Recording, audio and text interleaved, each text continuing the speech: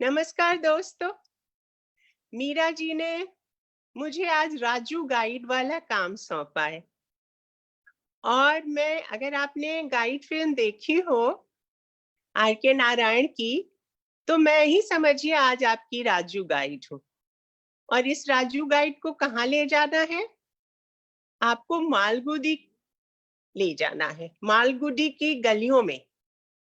जैसे वो ऐतिहासिक इमारतें दिखाता है राजू गाइड रोजी को, उसी तरह मैं आपको मालगुडी की गलियों तक ले चलूंगी, उसका चप्पा चप्पा दिखाऊंगी।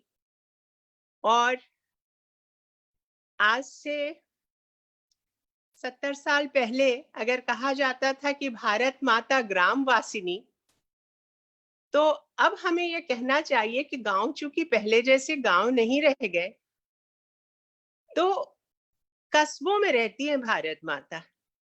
ऐसे कस्बों में जो पूरी तरह शहर नहीं हुए और पूरी तरह गांव भी नहीं रहे। तो जिस तरह मध्य वर्ग की भूमिका कठिन हुई है, एक हाइफन वाली हुई है, एक हाइफन की तरह उसे गरीबी और साधन संपन्नता के बीच में एक पुल बनाना होता है। उसी तरह कस्बों को भी गांव और शहर के बीच की एक टकदुम सी स्थिति में, त्रिशंकु की सी स्थिति में होना होता है। और अगर आज हमें भारत का यथार्थ देखना हो तो बहुत सारी मालगुडियां हमारे सामने खड़ी मिलेंगी। और अगर आपने भारतीय कस्बे देखे हैं तो उनका सामुदायिक जीवन भी देखा होगा।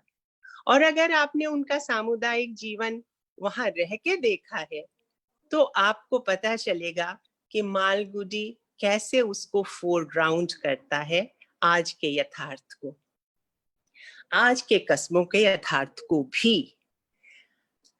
तो ऐसा करते हैं कि इस काल्पनिक कस्बे के नैतिक भूगोल में जाने के पहले आपको इसके मानचित्र तक ले जाते हैं। इसमें एक तरफ लॉली रोड वाले मकान हैं, कच्चे पक्के मकान हैं, पुराने मकान हैं जिनमें बड़े बड़े अहाते हैं, तरह तरह के फूलों के और फलों के वृक्ष हैं और वहां पर फूल चुनती नानियां और दादियां हैं। दूसरी तरफ कबीर स्ट्रीट है जहां अपेक्षाकृत बड़े बड़े मकान हैं, वैसे बड़े बड़े मकान जिनको मैसूर के राजा से भी जिनकी रफ्त जफ्त है और अंग्रेज मालिकों से भी जो उस समय दिल्ली पर सारी प्रेसिडेंसियों पर राज कर रहे हैं। तीसरी तरफ एक बड़ा सा मैदान आपको दिखाई देता होगा। उस बड़े मैदान में स्वामी नाम का एक दक्षिण भारतीय बच्चा धोती पहने हुए, और हो सकता है वो कभी कभी हाफ पैंट भी पहनता हो, अपने साथियों के साथ क्रिकेट क्लब बना रहा है। वो जो चौथी तरफ आप देख रहे हैं ना, वहां पर आपको दिखाई देगा वो जंगल जहां युवक आत्महत्या करने जाते हैं जब उनको मन लायक नौकरियां नहीं मिलती या प्रेम में उनको असफलता मिलती है, विफलता मिलती है। वो जाते हैं और फिर उल्टे पांव मालगुडी लौट आते हैं। करीब करीब ये 4 दिशाएं हैं, 10 दिशाओं की भी चर्चा हो सकती है, मगर एक मोटा मानचित्र मैंने आपको दिया। ये है हमारी मालगुडी। अब उसमें कैसे कैसे जो चरित्र हैं वो 5 उनके संवर्ग बनते हैं। पहला संवर्ग जैसा मैंने बताया, स्वामी जैसे बच्चों, वह किशोरों, उनकी नानियों और दादियों का है, जो उनको तरह तरह के किस्से सुनाती हैं, धारावाहिक किस्से सुनाती हैं, उनको पुराने संस्कार की बातें बताती हैं जिसमें स्थायित्व था और भूत प्रेत राजा रानी देव दानव सब एक संयुक्त परिवार बनाकर रहते थे। संयुक्त परिवारों जैसे टंटे भी होते थे, झमेले भी होते थे और उतनी ही आपसदारी भी थी। एक तरह का संवर्ग वो है इस मालगुडी का, जिसका काल्पनिक कस्बे की बात आर के नारायण ने की है। दूसरा संवर्ग है पशु पक्षियों का, तरह तरह के पशु पक्षी। उसमें कभी कभी आदमखोर शेर भी आ जाता है, उसमें गौरैया तो रोज ही आती है, तरह तरह के पक्षी, जंगल चूंकि पास है, तलैया भी पास है, तो तरह तरह की जल मुर्गियां और नेवले और सब घरेलू पक्षी, बिल्लियां और कुत्ते।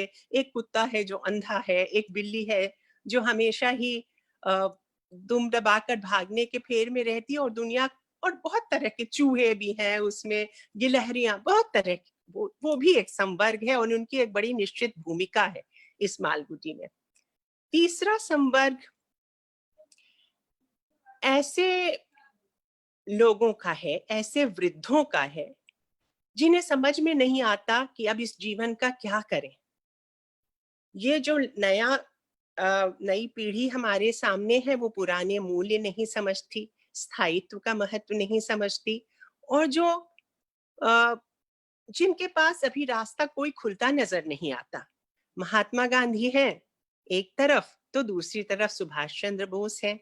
ये जो दोनों पुकार है, एक अनंत से पुकार आ रही है, दो तरह की पुकार आ रही है, अनंत की ओर युवकों को खींच रही है। तो एक वृद्ध चिंतित और फिर भी गपाष्टक में लीन महावृद्ध हैं।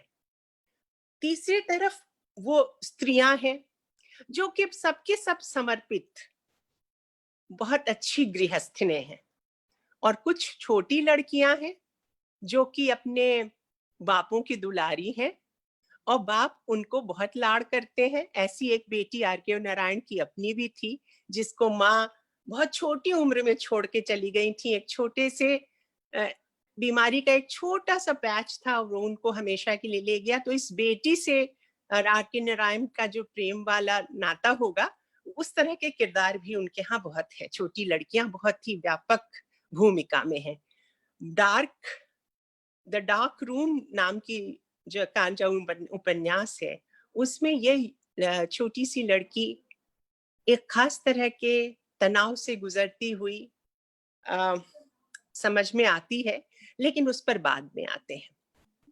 अच्छा, उसके बाद सबसे महत्वपूर्ण संवर्ग है उन युवकों का जो बैचलर ऑफ आर्ट्स या फिर इंग्लिश टीचर या डार्क रूम या फिर वेटिंग फॉर द महात्मा, इस तरह के, या वेंडर ऑफ स्वीट्स, जिनके बहुत सुंदर अनुवाद राजपाल ने हमें उपलब्ध कराए हैं। इनके नायक जो उनका मन पेंडुलम की तरह है। एक तरफ उन्हें मद्रास प्रेसिडेंसी में जो पश्चिमी सभ्यता की चहल पहल है वो आकर्षित कर रही है, दूसरी तरफ उनको गांवों का जो और कस्बों का जो एक स्थायित्व है, जो हंसता बोलतापन है, उनका एक ठहराव है, वो भी आकर्षित करता है। वो रह रहे के घर से भागते हैं, सबके सब मैल एडजस्टेड हैं, लेकिन उस अर्थ में नहीं जिस अर्थ में सार्त्र के नायक हैं या दूसरे अस्तित्ववादी उपन्यासों के नायक हैं या हमारे निर्मल वर्मा के नायक हैं, वैसा नहीं है उनके साथ। वो दौड़ के आ जाते हैं, वो आत्महत्या करने भी जाती हैं, स्त्रियां भी जाती हैं कभी कभी, और युवक तो अक्सर ही भागते हैं। कभी क्रिकेट के क्लब में अगर विफलता मिली तो भाग गए, नौकरी नहीं मिली तो चले गए, उसके अलावा प्रेम में कष्ट हुआ तो वो चले गए, लेकिन वो फिर लौट के आ जाते हैं। अब आते हैं तो लौट के बुद्धू घर को आए वाली स्थिति में नहीं आते, वे आते हैं तो समृद्ध होकर आते हैं। कैसे? उनका अनुभव कोश और उनका प्रज्ञा कोश ये समृद्ध हो जाता है, और एक संतुलित जीवन दृष्टि के साथ वो अपने कस्बे में लौटते हैं। ये इस जीवन दृष्टि पे आने के पहले मैं आपको एक और संवर्ग जो है उस तक ले चलती हूँ। एक संवर्ग ऐसे चरित्रों का है जिसमें बाहर के लोग हैं, फाइनेंशियल एक्सपर्ट, जिसका बहुत ही सुंदर अनुवाद किया है, मुझे लगता है महेंद्र कुलश्रेष्ठ ने, और उसका नाम बदला है, बहुत सार्थक ढंग से अनुवाद में ये नाम बदला है। मालगुडी का मेहमान, इसका ये शीर्षक है, का चलता पुर्जा, सॉरी, इसका शीर्षक किया है मालगुडी का चर्चा फुटा। अंग्रेजी में है द फाइनेंशियल एक्सपर्ट, लेकिन हिंदी वृत्त में बहुत बहुत ही सरस अनुवाद उसका हुआ है, चलता पुर्जा, क्योंकि वो फाइन, आप देखेंगे कि पेड़, एक पेड़ का, उधर भी देखिए, एक दिशा ये भी है, देखिए मालगुडी में एक बड़ा सा पेड़ है, उस पेड़ के नीचे एक फाइनेंशियल एक्सपर्ट कहा जाने वाला व्यक्ति बैठा है, जो महान चलता पुर्जा है। और आप वो लगातार लेक्चर पिला रहा है भोले भाले लोगों को कि जो भी उनकी जमा पूंजी है उसका बहुत ही सुंदर विनिवेशन कैसे होगा, वो कैसे इन्वेस्ट किया जाए, मतलब कि वो उनको एक तरह का लहर का लगा रहा है, मतलब कि वो एक तरह से उनको 99 के फेर में डाल रहा है। तो 99 के फेर में डाले जाते हुए ये भोले भाले लोग अपने संकटों का कैसे मुकाबला करते हैं, इसकी बहुत ही जीवंत कहानियां आपको मिलेंगी। संकट है, जीवन बहुत ही मालगुडी जो है वो मालगाड़ी की रफ्तार में धीमे धीमे धीमे, या पहाड़ी प्रदेशों में जैसी पुरानी गाड़ियां चलती थी, टकदुम टकदुम टकदुम टकदुम, उसी उसी लय में जीवन की रेलगाड़ी यहाँ बढ़ती है। छोटे गेज की पटरियों पर जैसे गाड़ी बढ़ती है पहाड़ी प्रदेशों में, वैसे ही यहाँ पर जीवन भी बढ़ रहा है, मालगाड़ियों की तरह धीरे धीरे, तरह तरह से लदनियों से लदा हुआ, लेकिन उसमें भी एक सौंदर्य है, उसमें भी एक लय है। खैर, तो वो वहां पर आप देखिए कि वो जो मालगुडी का बाहरी आदमी है, चलता पुर्जा आदमी, उसके पीछे एक और चलता पुर्जा आदमी है। वो चलता पुर्जा आदमी कौन है? वो उस कस्बे की जितनी भी भोली भाली लड़कियां हैं, उनको, उनका विश्वास जीतता है, बड़ी बड़ी बातें करता है, बड़ी बड़ी बातें, बड़े बड़े उनको सपने दिखाता है, और उसके बाद उनका दैहिक शोषण करके उनको चंपत हो जाता है।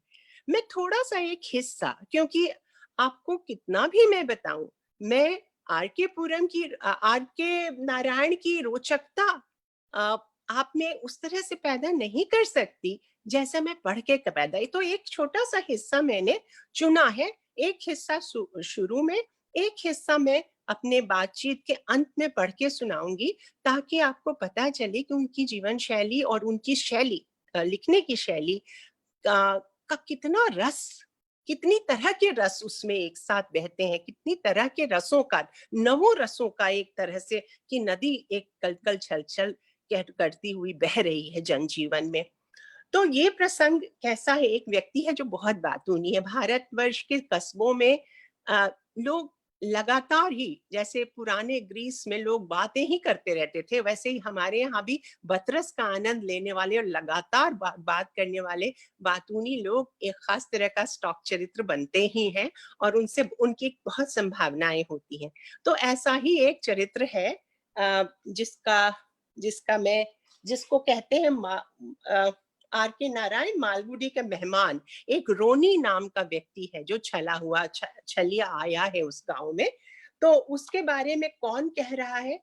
जो व्यक्ति कह रहा है वो लेखक का अपना ही समझिए के प्रतिरूप है, और उस अपने अपने से ही चुटकी लेने की कला जो है, इनकी कॉमिक विजन जो इनका है, वो सबसे बड़ी चीज होती है कि आदमी अपने पर हंसने का साहस रखे, नैतिक साहस। तो वो देखिए वो कैसे कहता है, अपना ही वर्णन पहले कहता है, उसके बाद मैं मैं पढ़ के सुनाऊंगी कि सामुदायिक जीवन, कस्बे क्यों कस्बे हैं, मालगुडी क्यों मालगुडी है, क्योंकि यहाँ का सामुदायिक जीवन अभी मरा नहीं है। एक बहुत बड़ा पशु पक्षियों, भूत प्रेतों, देवी देवताओं और सब तरह के संवर्गों का मनुष्य का ये सम्मिलित परिवार है, और उसका कोई संकट आता है तो सब मिलके उसका मुकाबला करते हैं।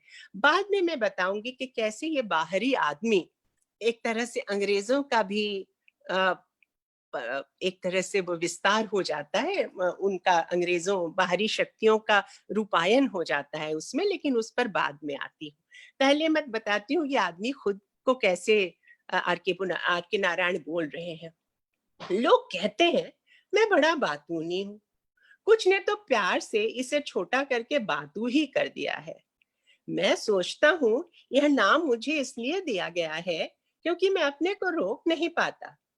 अपना अनुभव दूसरों को बताने की मेरी इच्छा बहुत बलवती होती है, भले ही पीठ पीछे वे मेरा मजाक उड़ाएं, लेकिन मैं परवाह नहीं करता।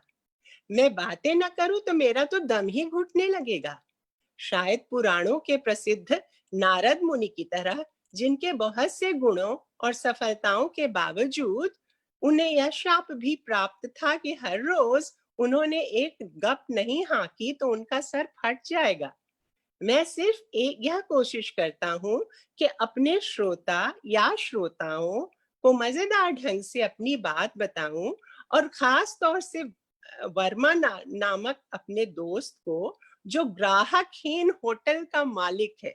अब ये देखिए कितने तरह के किरदार आपको गलियों में मिलेंगे। वो मिठाई बेचने वाले लोग हों, या घूम घूम के ताले और छाता बनाने वाले लोग हों, या जूता काटने वाले मोची हों, सबसे जो वृद्धाएं हैं वो अंतरंग गपशप करती रहती हैं, और बच्चे जो हैं उनके वो कॉन्फिदा हैं एकदम से। उनकी जितनी बदमाशियां हैं, सब नटखट उनकी हरकतें हैं, सबके साक्षी हैं वो। तो यह मेरा बड़ा ध्यान रखता है। ग्राहकहीन होटल मेरी कुर्सी व कोने में उलट कर रखता है, ये जो पर्सनल टच है मेहमान नवाजी का, जिससे उस पर कोई और न बैठे।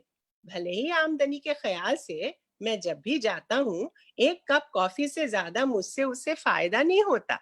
ये अंतरंगता फायदा और घाटा के ऊपर का गणित है। मेरी कुर्सी ज्यादातर उस कैलेंडर के सामने रखी जाती थी जिसमें महाभयंकर राक्षस, आर्केटाइप्स बहुत हैं इनके यहाँ, महिषासुर की तस्वीर बनी थी, जिसके गले और बाहों से लिपटे सांप फुंकारे भर रहे थे। माथे पर राख का लेप हो रहा था। सिर के दोनों तरफ बालों के बड़े बड़े गुच्छे लटक रहे थे, और उनके बीच आंखों के चमकते गोले बाहर निकल पड़ रहे थे, और हाथों में हमला करने को तैयार भाला भी था।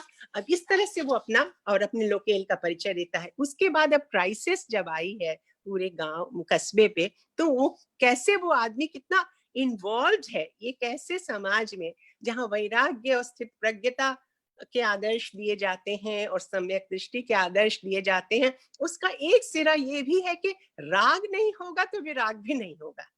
मन का जो पेंडुलम है, ये दोनों छोरों पर अगर नहीं जाएगा तो बीच में आके मतलब वो टिकेगा भी नहीं। आनंद की स्थिति क्या कही गई है कि अगर दुख भी है और सुख भी है, दोनों छोरों पर पेंडुलम आपका सुख से दुख की ओर जाता है, दुख से सुख की आता है, विराग से विराग की ओर, विराग से राग की ओर, और अंतिम स्थिति क्या है? आनंद की, जो न राग है न विराग है, न खुशी है न दुख है। तो उस स्थिति की बात बाद में करती हूँ, जब जिसको आनंद की स्थिति कहते हैं आर के नारायण बाद में। लेकिन फिलहाल इनका मन एक ऐसे नायक की तरह है जो दोनों तरफ झूल रहा है और इन्वॉल्व है। राग होगा तभी विराग होगा। जिस आदमी में राग नहीं है उसमें विराग की संभावना भी नहीं है। इसको देखिए। अब ये है, गफूर की सूचना बहुत महत्वपूर्ण थी। अब मुझे तय करना था कि मैं क्या करूं, लेकिन यह स्थिति बहुत नाजुक थी। मुझे देखना था कि किसी को भी कोई परेशानी ना हो। ये इन्वॉल्वमेंट, मुझे बूढ़े लाइब्रेरियन की रक्षा करनी थी कि इस धक्के से कहीं उसकी मौत ना हो जाए, और गिरजा की भी कोई बदनामी ना हो, चर्च ना उसे वह दिन देखना पड़े जब हर लड़की की तरह उसे भी रोन किसी दूर दराज शहर में हमेशा के लिए छोड़ न जाए।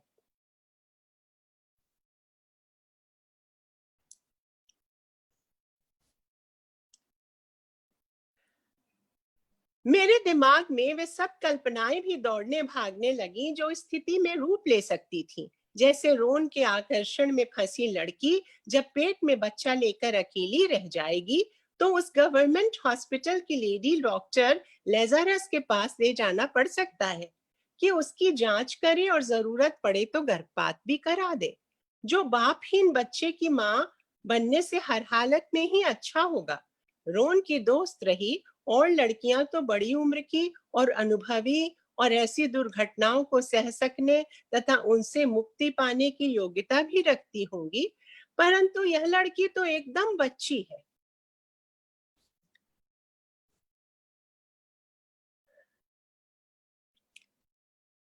इस तरह के मामलों में कच्ची है, यह तो झेल ही नहीं पाएगी, हारून के संपर्क से उसका व्यवहार बदल जाएगा।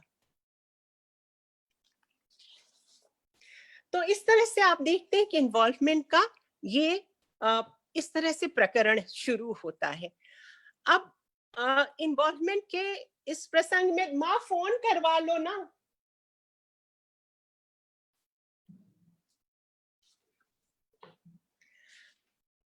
अब मैं आपको ले चलती हूँ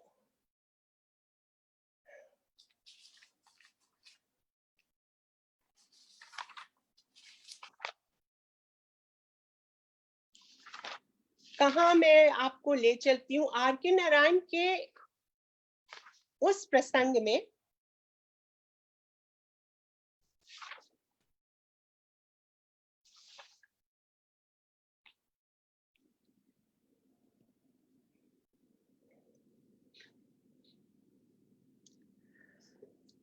जिसे आज के संसार में जो ये दुचत्तापन है यहाँ के नायकों का, वो आज के संसार में भी हमारे नायक, खासकर युवा नायक, झेल रहे हैं। अब इसको, जिसको आज के जमाने में हम ग्लोकल कहते हैं, ग्लोकल मतलब ग्लोबल और लोकल के बीच की का ट्वाइलाइट जोन, उनके बीच का झुटपुटा, उसको एक आदर्श के रूप में मॉडर्निज्म ने भी पहली बार उठाया था। तब उठाया था जिस समय आर के पुरम ने लिखना शुरू किया, या विश्व युद्ध जब खत्म हुए और लोगों को ये पता चला, ये लगने लगा कि सभ्यताओं के संघर्ष में, सिविलाइजेशनल क्लैशेस में दुनिया में किसी का भला नहीं हो सकता, ये हमें रसातल में ही ले जाने वाली चीजें हैं। तब लोगों ने, चिंतकों ने सिविलाइजेशनल डायलॉग की बात की। उन्होंने ये बात की कि सभ्यताओं का संवाद हो। जब तक सभ्यताओं का संवाद नहीं होगा तो हमारी यहाँ जो अलग अलग तरह की सभ्यताएं हैं वो हमेशा लड़ती झगड़ती और एक दूसरे को रसातल तक खींचती ही रहेंगी। इस तरह से उस समय सबसे पहले देशज आधुनिकता की बात चली थी। आपको याद होगा जैसे आज राजपाल ने पूरी श्रृंखला राज इनकी आर के नारायण के उपन्यासों की अंग्रेजी में से हिंदी में की है, उसी तरह उन दिनों पेंगुइन नाम का जो प्रकाशक था, वो जितनी भी तरह के नैतिक भूगोल थे, जैसे जर्मनी, पोलैंड और सऊदी अरेबिया, रूस, उन सब की कविताओं का खासकर द्विभाषिक अनुवाद, एक उनकी मूल भाषा में, दूसरा अंग्रेजी में, उसने प्रकाशित एक पूरी श्रृंखला में किया था। क्यों किया था? ताकि देशज आधुनिकता को बल मिल सके। सभी देश की मिट्टियों में, सभी देशों की मिट्टी में कोई उनका उनका अपना ठस्सा है, उनका अपना रंग है जो जीवित रखने का मतलब बनता है। तभी आपने देखा होगा कि टी.एस. एलियट और डब्ल्यू.बी. येट्स, ये इन्होंने जितने भी मैक्स म्यूलर ने अनुवाद किए थे संस्कृत के क्लासिकल किताबों का, वो पढ़े, दर्शन की भी किताबें पढ़ी जो अनुवाद में उपलब्ध थी। अनुवाद की बहुत बड़ी भूमिका होती है देशों को और सभ्यताओं को कनेक्ट करने में। तो उसके बाद आप जितनी यूनिवर्सिटीज थी, वो मद्रास हो, कलकत्ता हो या इधर उधर की सारी यूनिवर्सिटीज में, oriental influence on T S. Eliot, oriental influence on W B. Yeats, Bachchan का जो थीसिस उस समय की बहुत चर्चित हुई थी, वो oriental influence on W B. Yeats ही थी। तो देशज वो लोग भी हमारी तरफ हाथ बढ़ा रहे थे।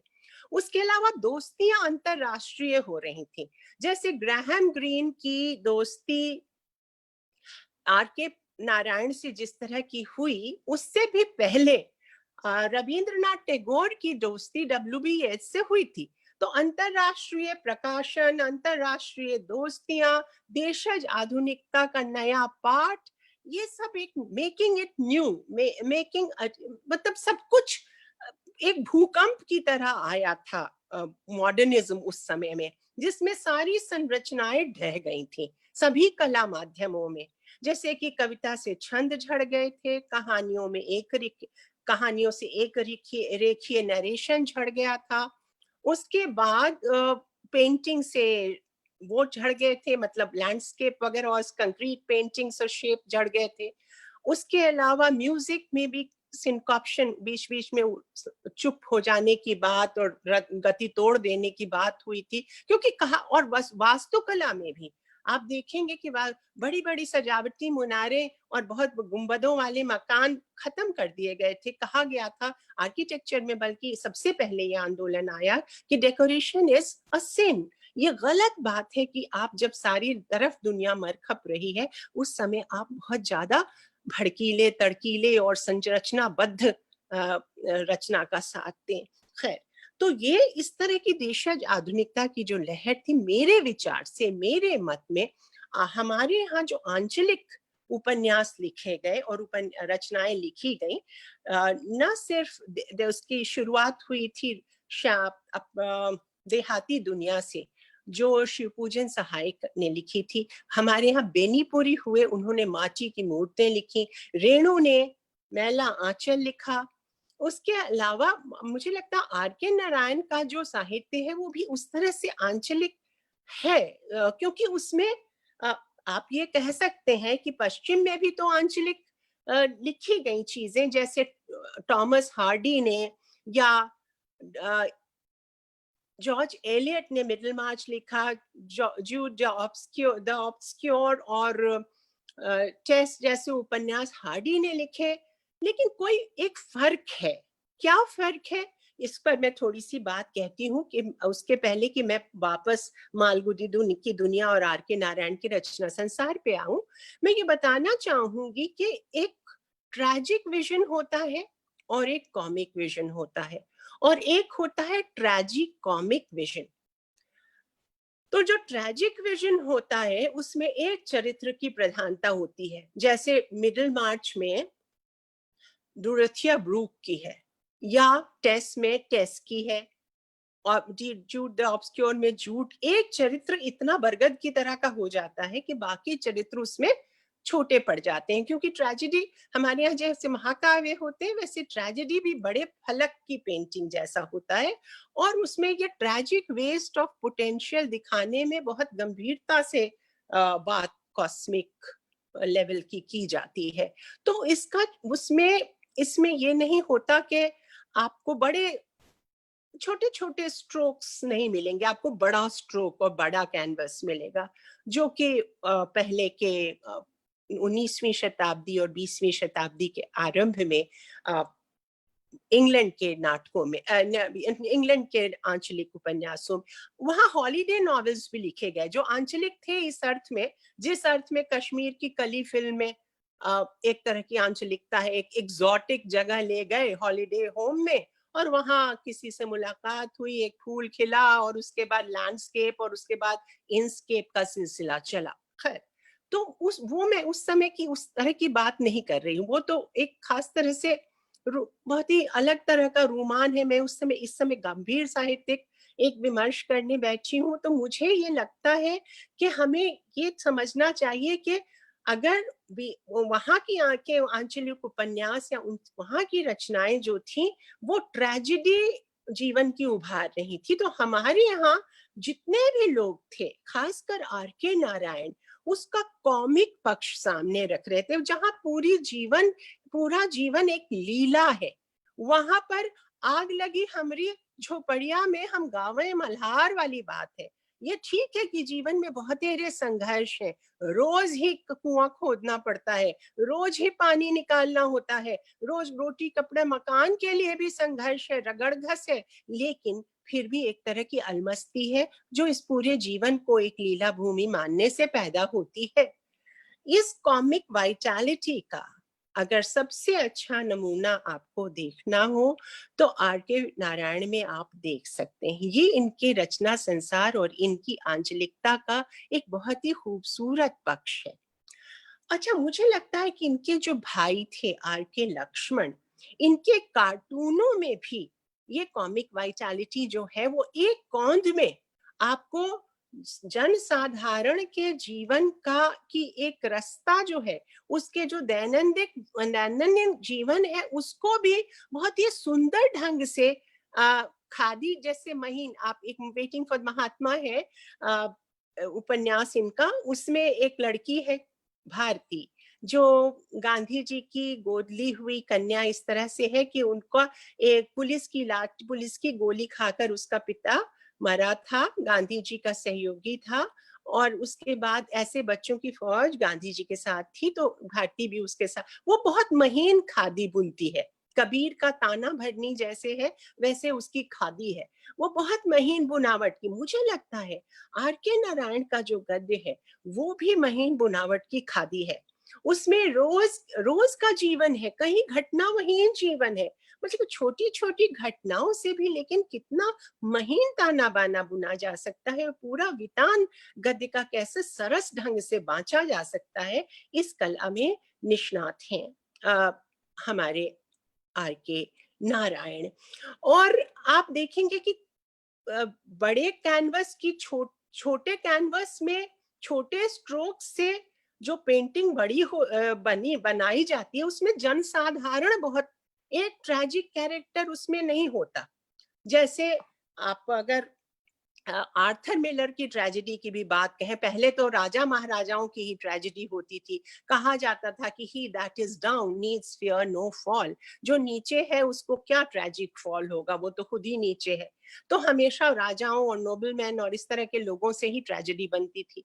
आर्थर मिलर ने कहा कि एक सेल्समैन की भी जीवन की ट्रेजेडी होती है, तो उसने सबसे पहले एक व्यक्ति को उठाया और उसके जीवन की त्रास, जो सेल्समैन है उसके जीवन की, अभी भी आप बसों में जाते होंगे तो जो गला खोल खोल के बात करते, चीजें बेचते रहते हैं, उन लोगों का जीवन सोचिए और उनके जीवन की ट्रेजेडी सोचिए।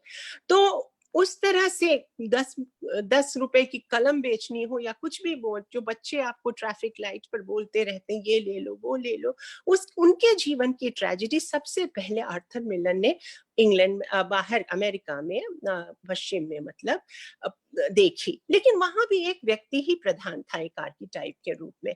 लेकिन हमारे यहाँ जो कॉमिक वाइटालिटी के उपन्यास या कथावृत्त लिखे गए, उसमें पूरा जन समुदाय नायक है, एक व्यक्ति नायक नहीं है, नरेटर है, लेकिन कोई एक व्यक्ति नायक की तरह नहीं उभरता, पूरा कोरस उभरता है, सभी लोग बराबर बराबर मतलब एक साथ बोलते हुए दिखाई देते हैं और सबको अलग अलग पहचाना जा सकता है।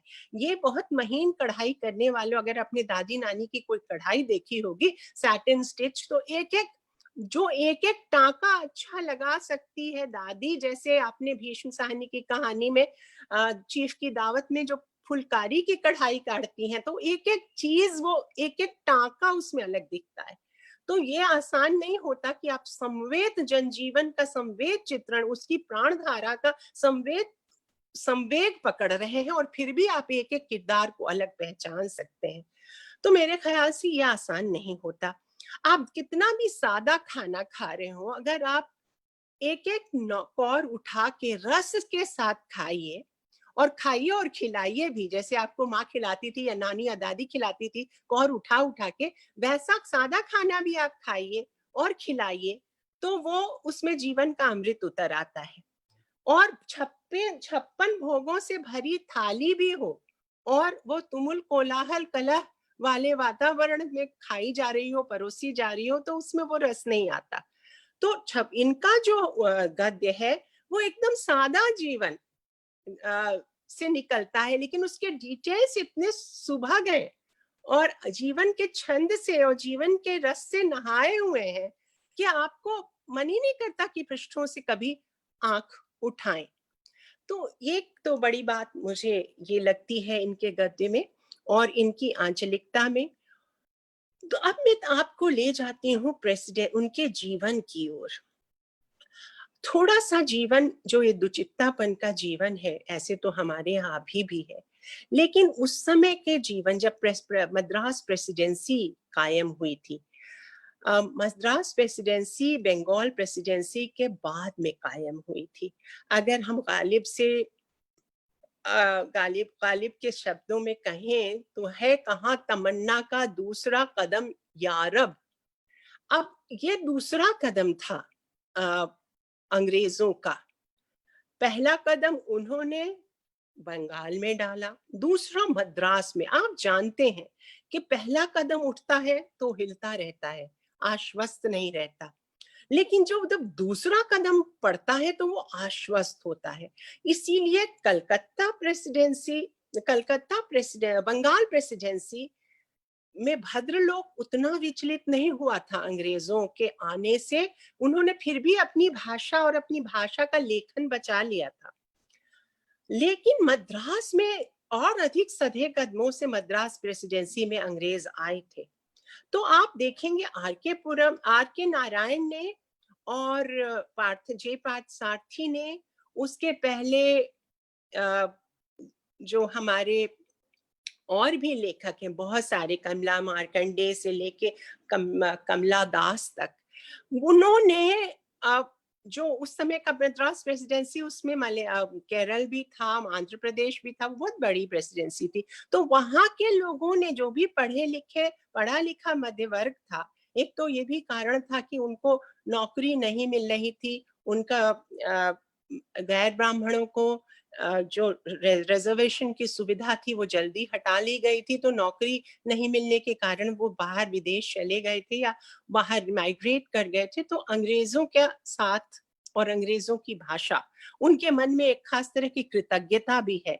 वो कहते हैं कि डाकिये, जो एक तरह का पात्र कहता है कि जो हमारी डाक व्यवस्था है, वो हमारी रेलवे व्यवस्था है, जो हमारे इतने अच्छे अच्छे स्कूल है, कॉलेज है, वो हमारा संस्थागत जो सपोर्ट सिस्टम है, वो तो अंग्रेजों का ही दिया हुआ है। तो एक मन में एक तरह का आग्रह है उनके प्रति, एक खास तरह का मतलब एक कृतज्ञता की है उनके लिए। उन्होंने नौकरी की के दरवाजे, चाहे क्लर्की ही हो, चाहे कोई तरह का रिप्रोडक्ट, मतलब उस तरह का कोई क्रिएटिव काम नहीं खोल पा रहे थे अंग्रेज, लेकिन फिर भी इन लोगों को मद्रास में लग रहा था। तो तब ने अंग्रेजों की भाषा में, अंग्रेजी में विपुल लेखन इसलिए हुआ। और आप देखेंगे कि बंगाल में बांग्ला साहित्य इतना समृद्ध है क्योंकि बंगाल के लोगों ने अपनी मातृभाषा में लिखना कम नहीं किया। वो पहला कदम था। इसलिए वहां पर चेतना बची रह गई देशज आधुनिकता की। यहाँ भी देशज आधुनिकता आई, लेकिन अंग्रेजी में वो ज्यादा फूटी। और मैं ये नहीं कहती कि उन्होंने जनजीवन का रंग नहीं पकड़ा, उन्होंने नई तरह की अंग्रेजी लिखी। आर के नारायण का ये भी बहुत बड़ा अवदान है कि उनकी अंग्रेजी, उनकी भाषा उड़ते कदमों से चलती है। बहुत छोटे छोटे वाक्य, छोटे छोटे चरित्र हैं, छोटे छोटे प्रसंग है, छोटे छोटे वाक्य हैं, और वो तितलियों की तरह उड़ते चलते हैं। और उससे ही एक तरह से बहुत ही सुंदर सृष्टि हो। तो अंग्रेजी आप अगर राजा राव की भी अंग्रेजी देखेंगे तो उसमें कन्नड़ की रिद्म है पूरी की पूरी। पानी बरसता है या कार्तिक का त्योहार आता है तो रंग रंगीली अंग्रेजी हो जाती है। वो सफेद अंग्रेजी नहीं है, वो रंग रंगीली छैल छबीली अंग्रेजी है, जिसमें देशी खनिज भी है, देशी जड़ी बूटियों का की महक भी है। उन्होंने एक खास तरह की अंग्रेजी बनाई। बॉम्बे प्रेसिडेंसी में क्या हुआ कि वहां पर तो लोग दोनों तरह से रहे, मतलब हमारे यहाँ दिलीप चित्रे हैं वहाँ, या फिर अरुण कोलटकर हैं जिन्होंने मराठी में भी लिखा, अंग्रेजी में भी लिखा। लेकिन मद्रास में और मद्रास प्रेसिडेंसी वाले लोग, उन्होंने खासकर नई तरह की अंग्रेजी में ही अपना दुचित्तापन वो अभिव्यक्त किया।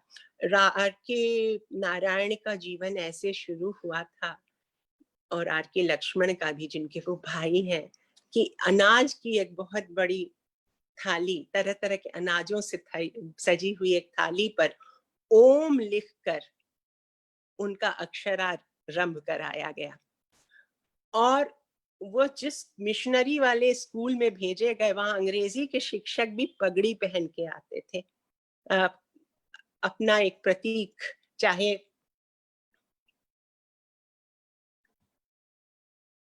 वो तो इस तरह का हमेशा आप दोहरापन देखेंगे। तो वो कहते हैं कि इसी में महात्मा गांधी भी आ जाते हैं। अब वो एक अलग तरह के दुविधा, दो राजनीतिक उपन्यास लिखे हैं आर के नारायण ने।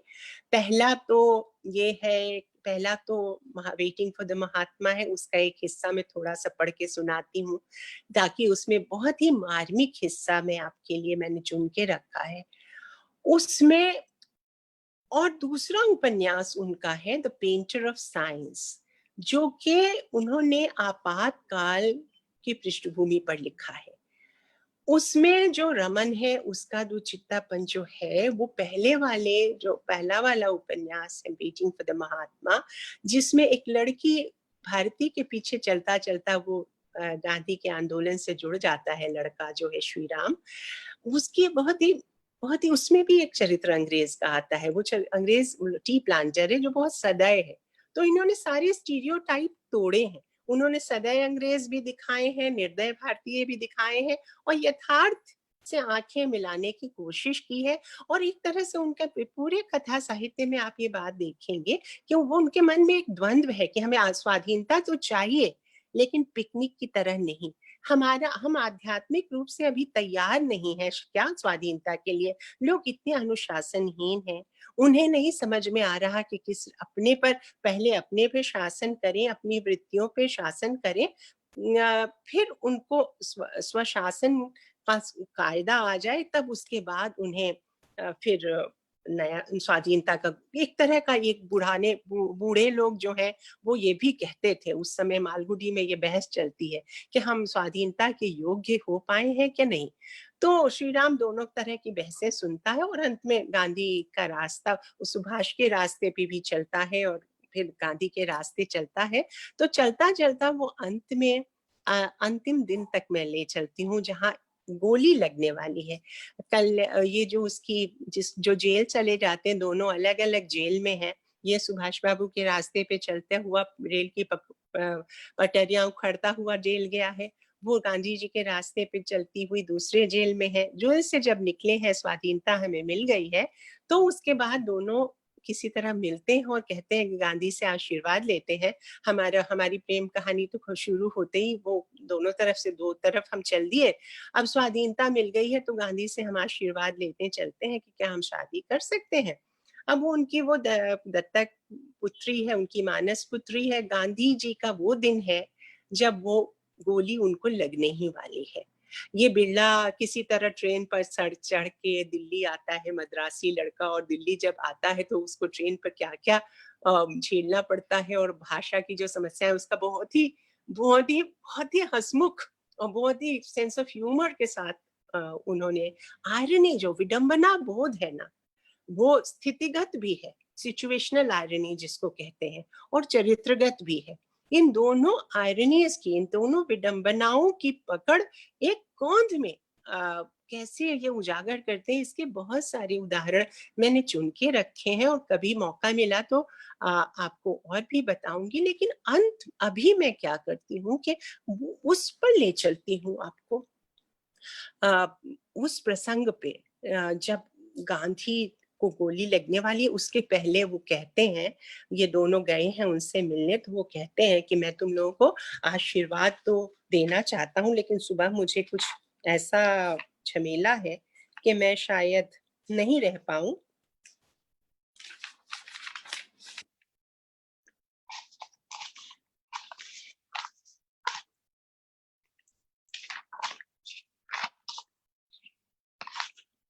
तो वो कहती है, अच्छा ये पहली बार जेल से निकला है, बहुत दिन के बाद पहली बार वो जेल अपने अपने मोहल्ले में गया है, और वहां पर उसको बहुत भूख लगी है, और उसको कभी भी इतने दिन से न खाना मिला है, न उसको जोर से बोलने का अभ्यास भी छूट गया है।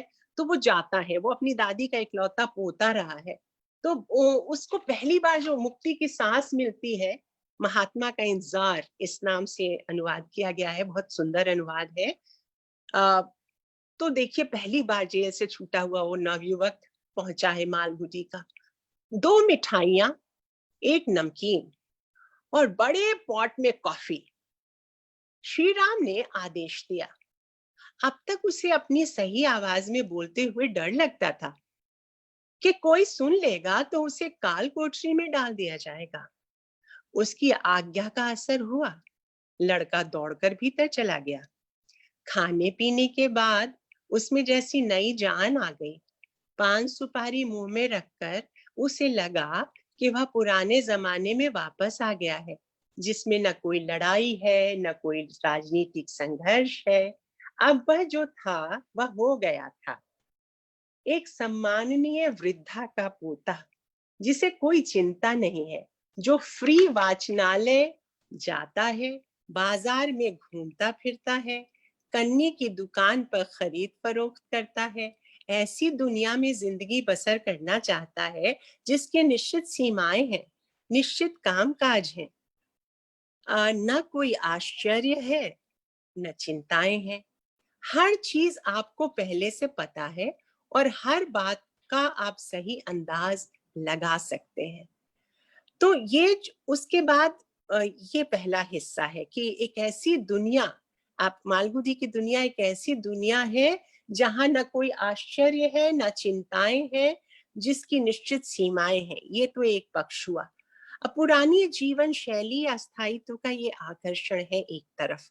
दूसरी तरफ अब देखिए, लेकिन कूप मंडूकों की दुनिया नहीं है ये। ये ऐसे लोगों की दुनिया है जिन तक आधुनिकता की लहर आ चुकी है। तरह तरह के वो कॉफी हाउस जो है उसमें तरह तरह की बहसें छिड़ रही हैं। चेखव, जैसे आप चेखव के चेखव की कहानियां पढ़ते हैं, तो इसी तरह की मामूली संवादों में आपको जीवन की कितनी विडंबनाएं सिर उठाती हुई दिखाई देती हैं और आपको समझ भी नहीं आता कि इनका करे क्या। तो अब इसके बाद वो ट्रेन में चढ़ने वाला मैं वर्णन छोड़ देती हूँ। अब देखिए कि अब वो गांधी जी के सामने दूसरा दृश्य है, वो बैठे हैं दोनों, भारती और श्री राम। जब घड़ी सधारी सेवक फिर प्रकट हुआ, गांधी जी बोले, अब मैं तैयार हूं। यह कहकर वे उठ खड़े हुए। श्री राम और भारती भी उठे। महात्मा जी ने कहा, तुम्हारे पास 30 बच्चों का घर है। ये वो नोआखाली का प्रसंग है। नोआखाली से लोग आए हैं और जिनके भी माता पिता मारे गए हैं नोआखाली वाले दंगे में, उनको गांधी जी उन बच्चों को ले आए हैं। और ये जो युगल है जिसकी अभी शादी भी नहीं हुई है, उसको 30 बच्चों की देखभाल थमाते हुए गांधी कहते हैं, यही संयुक्त परिवार वाला आदर्श, कि अब तुम्हारी शादी होगी तो होगी, अभी अभी से इन 30 बच्चों की जिम्मेदारी तुम्हारी है। महात्मा जी ने कहा, तुम्हारे पास 30 बच्चों का घर है, उनके माँ बाप अब तुम ही हो। कुछ लोगों के लिए एक स्वाधीनता एक पिकनिक है, जैसे कि उस होटल में वो खाता है तो उसके लिए एक पिकनिक है। कुछ लोगों के लिए एक हताशा है, उन्हें समझ में नहीं आ रहा कि ये जो रास्ता नया खुला है, हम उसके योग्य हैं कि नहीं है। इससे वो टी प्लांटर जो है, वेटिंग फॉर द महात्मा में, वो कहता है कि मैं जानता हूँ कि तुम लोगों में योग्यता है, मगर इतने दिनों की जो गुलामी है, तुम्हारी सांस्कृतिक विरासत को वो ग्रहण लगा गई है। और अब तो तुम्हारे यहाँ आर्थिक रूप से तुम्हें अपने पैर पे खड़े होने में भी बहुत समय लगेगा। इस समय तुम लोग स्वाधीनता का करोगे क्या? तुम्हें हमारा सपोर्ट चाहिए, तुम्हें हमारा नैतिक सपोर्ट भी चाहिए। और वो बहुत वैसे तो कॉन्शियस है, वो चेतना संपन्न व्यक्ति है। वो कहता है कि हमने तुम्हें जो नोचा खसोटा है, उसका हमको उसकी भरपाई करनी चाहिए। तुम लोगों के लिए आर्थिक स्ट्रक्चर भी मजबूत कर देना चाहिए, तब हमें यहाँ से जाना चाहिए। ये सही मोमेंट नहीं है क्योंकि तुम लोग आपस में ही लड़ झगड़ रहे हो। खैर, तो इस दुविधा में उसके बाद गांधी जी बच्चों का हाथ इनके हाथों में सौंपते हुए कहते हैं, बहुत मार्मिक बात कहते हैं। वो कहते हैं, मैं अच्छा पिता सिद्ध नहीं हुआ। अब ये एक वाक्य है जो महान वाक्य है, उसकी व्यापकता और उसकी गहराई। गांधी के मुंह से ये कहलवाना, इतने दुख मृत्यु के, उनकी हत्या के एक दिन पहले ये कहलवाना कि मैं अच्छा पिता सिद्ध नहीं हुआ, ये एक बहुत ही मार्मिक पंक्ति है। एक व्यक्ति जो सचमुच ही पिता के भाव में है, उसको अपने मन में ये उसको इतनी मारपीट कर बैठे हैं उसके बच्चे, कि वो उसको लगता है कि उसके पितृत्व में ही कोई दोष है। ये जो दूसरे की तकलीफ, दूसरे अपने बच्चों की कमियां अपने ऊपर अपने पर लेने की जो जिम्मेदारी है, ये अभिभावकत्व जो है, ये नैतिक अभिभावकत्व जो है गांधी का, ये एक बहुत बड़ा दरवाजा खोलता है, उसके सामने चेतना का एक नया कपाट खुलता है।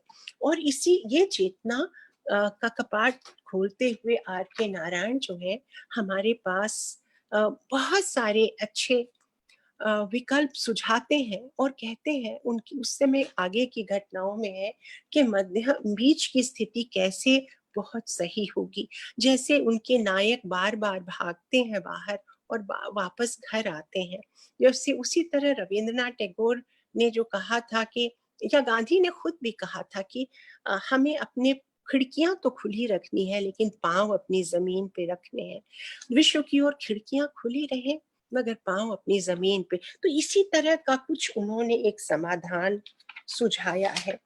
और अब अंत में मैं आपको एक पंक्ति सुनाती हूँ जो कि गाइड में, फिल्म में तो नेचुरली वो नहीं आई है, और फिल्म वालों हालांकि पर्ल एस बक ने देवानंद के साथ मिलकर वो फिल्म बनाई थी, उसकी स्क्रिप्ट लिखी थी, मगर फिर भी वो बाकपन, वो बंकिमता उसमें नहीं आ पाई थी जो इस नाम से आर के नारायण का जो उपन्यास है उसमें है। और ये अंतिम पंक्ति है, अंतिम नहीं, अंतिम अध्याय की पंक्ति है जो मैं, मेरे पास अभी अंग्रेजी में ही है क्योंकि मेरे पास गाइड का भी अनुवाद उपलब्ध नहीं था, तो मैं पढ़ के सुनाती हूँ। इससे आपको ये पता चलेगा कि नेगेटिव कैपेबिलिटी जिसको कीट्स कहते थे, सर्वधारकता, जो जितना बड़ा लेखक होता है उसमें उतनी तरह के भाव धारणा करने की क्षमता होती है, और उतनी तरह के किरदार उतनी ही ऑब्जेक्टिविटी, उतनी ही वस्तुपरकता के साथ सामने खड़ा कर देता है, जिसको बेनीपुरी कहते हैं माटी की मूर्तें। वो माटी की मूर्तों में प्राण फूंक देता है। तो ये गाइड की रियलाइजेशन आप समझ ही रहे हैं, वो जबरदस्ती का बना हुआ सन्यासी है, वो ऐसा होता है कि उसको लोग महात्मा डिक्लेयर कर देते हैं, और उस महात्मा की भी गंध आपको आती जाती दिखाई देगी।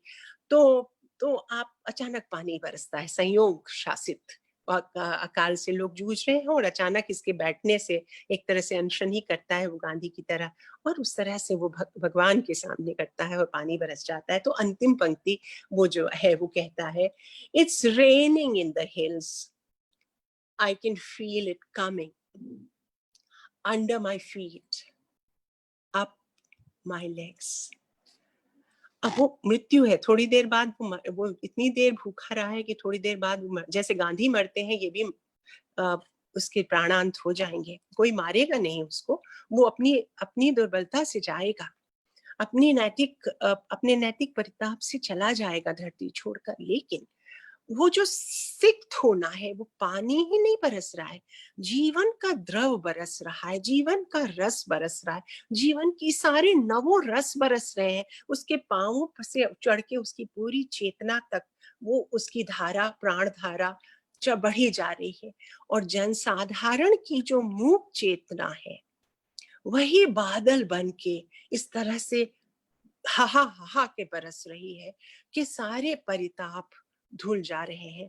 आर के नारायण के उपन्यास में, उनके गद्य लेखन में, उनके रचना संसार में आपको ऐसे कई क्षण मिलेंगे जहां पर आपको लगेगा कि मूक जनधारा का संवेद जो फोर्स है वो आपको बहा ले गया और आपको सींच ले गया। और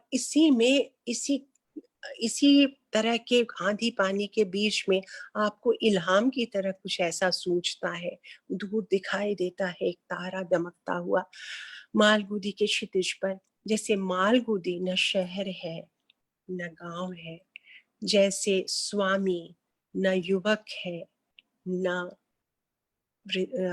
बच्चा है, वैसे अपना देश भी न सिर्फ परंपरा है, न सिर्फ पश्चिम का अंधानुकरण है। वो परंपरा से रूढ़ियां फटक कर परंपरा का स्थायित्व कायम रखने का एक अनवरत संघर्ष है, मूक संघर्ष है। और इसका एहसास कराते हुए बहुत तरह के हँसते हैं, रह के हँसते हैं ये अपने आर के नारायण। और इनकी हँसी निराला की नायिका की हँसी की याद दिलाती है कि वह हँसी बहुत कुछ कहती थी, फिर भी अपने में रहती थी, देती थी सबको दांव बंधु।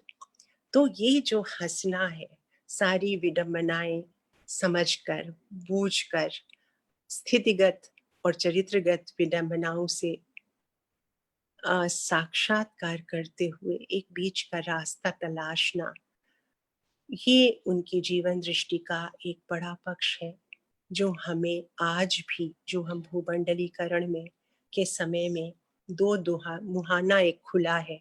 जैसे आप हिरण्यकशिपु वाली कहानी में देखते होंगे, न दिन था, न दिन हो न रात, न घर हो न घर के बाहर, न पशु हो न मनुष्य हो, वो बीच का झुटपुटा हो।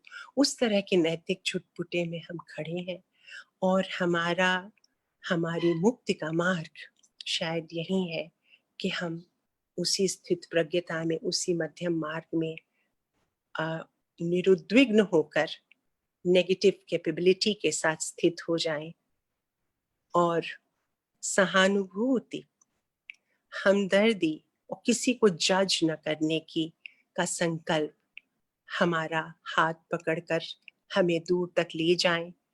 हम में एक साधारण संकल्प जगे कि बुद्धत्व के बीज सब में है और सबके भीतर जो संभावनाएं हैं वो पूरी तरह से मुकुलित होने का हम संपर्क साधें।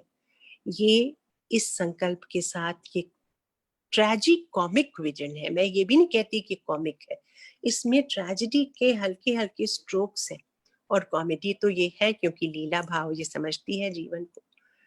तो इस तरह के एक झुटपुटे में एक हंसी के साथ, एक मनहर हंसी के साथ अपने अपने अपने आपके साथ अपने सामने आपको आर के नारायण का संसार ले जाता है और आपको एक बहुत ही सुभग विचार के साथ छोड़ता है कि जहां तक हो सके किसी के किसी के किसी के लिए कुछ भी करने को तैयार हो जाओ, मगर अपने भीतर भी लौट लौट कर आना जरूरी है, खुद से भी हेलो कहना जरूरी है। धन्यवाद।